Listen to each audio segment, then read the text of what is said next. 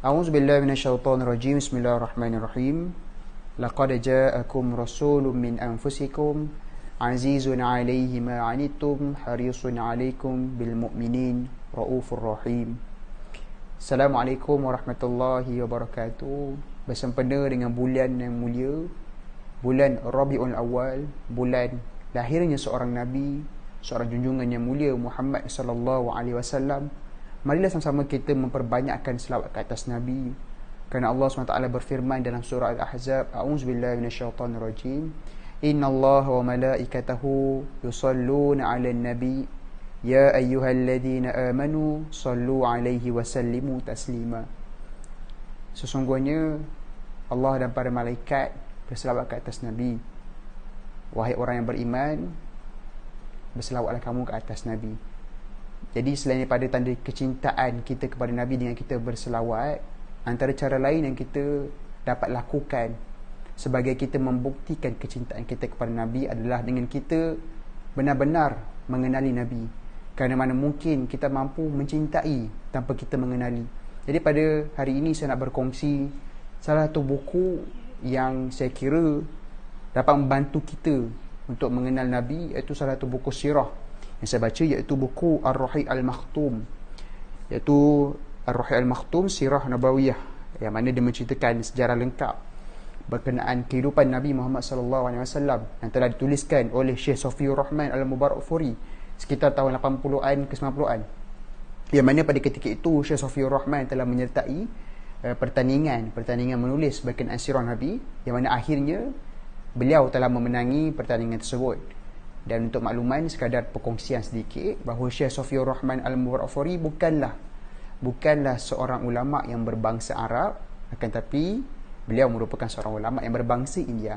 Jadi kenapa saya mencadangkan untuk kita membaca buku sirah ini, iaitu Ar-Rahiq Al-Makhtum, kerana pada saya ini antara buku yang sangat baik, terutamanya untuk orang awam memulakan pembacaan. Kerana buku ini dia tidaklah membincangkan dengan terlalu berat, dengan perbahasan yang terlalu terperinci. Jadi perbincangannya, kalau kita lihat Syekh Safiur Rahman Al-Mubarakfuri, dia juga mendatangkan riwayat-riwayat yang sahih, supaya kita bila mana kita mengenal Nabi, kita mengenal dengan riwayat yang tepat. Dan buku ini juga kalau kita baca kontennya, dia tidak terus bermula dengan penceritaan berkenaan Nabi SAW, tapi dia mula memberikan gambaran tentang bangsa Arab, bilakah bangsa Arab itu dipanggil Arab, dan kemudian berkenaan kedudukan bangsa Arab dekat dunia pada ketika itu, dekat mananya letak bangsa Arab. Dan saya kira antara perkara yang paling seronok dan paling penting sekali dalam pembacaan ini adalah berkenaan diceritakan juga oleh Syekh Safiur Rahman Al-Mubarakfuri berkenaan kenapa Nabi SAW dipilih daripada bangsa Arab. Dan kemudian kalau kita lihat buku ini juga menceritakan mengikut kronologi yang sangat cantik daripada lahirnya Nabi SAW, apa yang berlaku, kita kenal sebagai tahun yang viral, tahun yang besar, iaitu berlakunya serangan tentera bergajah yang diketuai oleh Abrahah. Dan kemudian kita lihat bagaimana diceritakan berkenaan Nabi punya perjalanan kehidupan daripada kecil. Nabi hidup di perkampungan Bani Sa'ad, yang mana disusukan oleh Halimah As-Sa'diyah, yang mana As-Sa'diyah itu merujuk kepada perkampungan Bani Sa'ad.